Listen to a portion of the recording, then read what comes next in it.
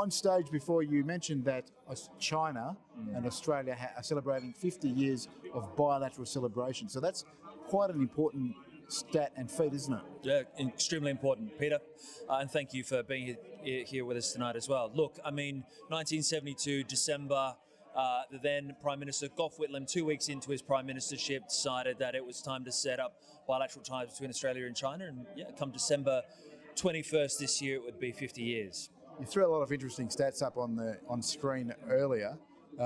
And just take us through what the Chinese business platform and avenue means for not only WA but for Australian business and in terms of Australian exports in general.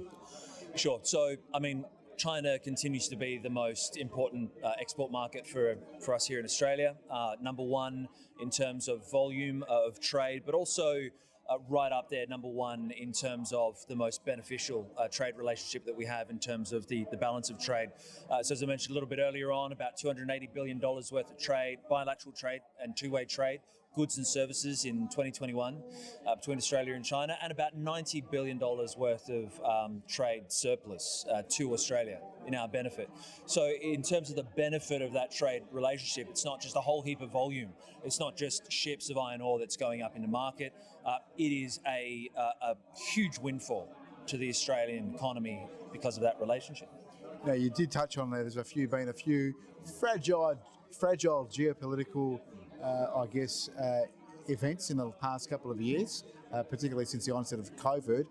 How do Australian businesses, how does the Australian government and state governments manoeuvre around that? Particularly, I guess now there's a bit of thawing since a change of government in terms of those sensitive geopolitical instances, and how can businesses benefit from the thawing of those geopolitical scenarios? Yeah, Peter, I mean, I just want to echo what you've just said. I think that there is the thawing in that relationship. I think that after our federal election here in Australia, the incoming now, sitting Labor government, the Albanese government, and his Foreign Minister Penny Wong have put in a lot of effort to try and keep that tone diplomatic in approach, and I think that's been noticed on the China side, and we've seen that evidently through the first minister-to-minister dialogue that happened in Singapore a few months ago between Minister Miles and his Chinese counterpart, and then obviously our Foreign Minister Penny Wong and the Chinese Foreign Minister also in Bali a few months ago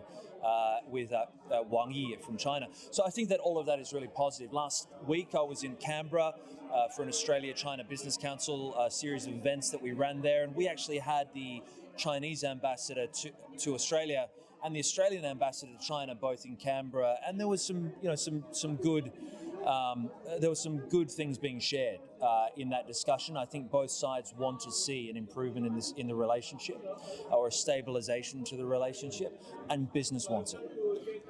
Your message to businesses wanting to export products and commodities to China, why is it still, as you say, the major opportunity?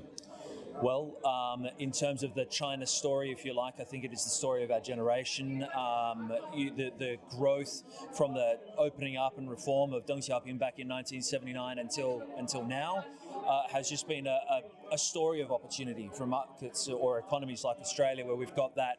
We've got product that they need, and that continues to be the case moving forward. China's not going anywhere. It's going to keep on growing. It will, become the most influential and the largest economy in the world. Some would say, in terms of parity sense, it already is. But it continues to be an opportunity as a market that's willing to pay a premium price for the product that we have in Australia. There are other markets around the world that we should be looking at. We should be diversifying our market, always. And we should be diversifying our product as well. But you can't not talk about China. It is still the opportunity of the century, opportunity of our generation. Unless we're willing to sacrifice something and say, let's just look elsewhere. I just don't think that makes sense, Peter. James, thanks for your inputs today.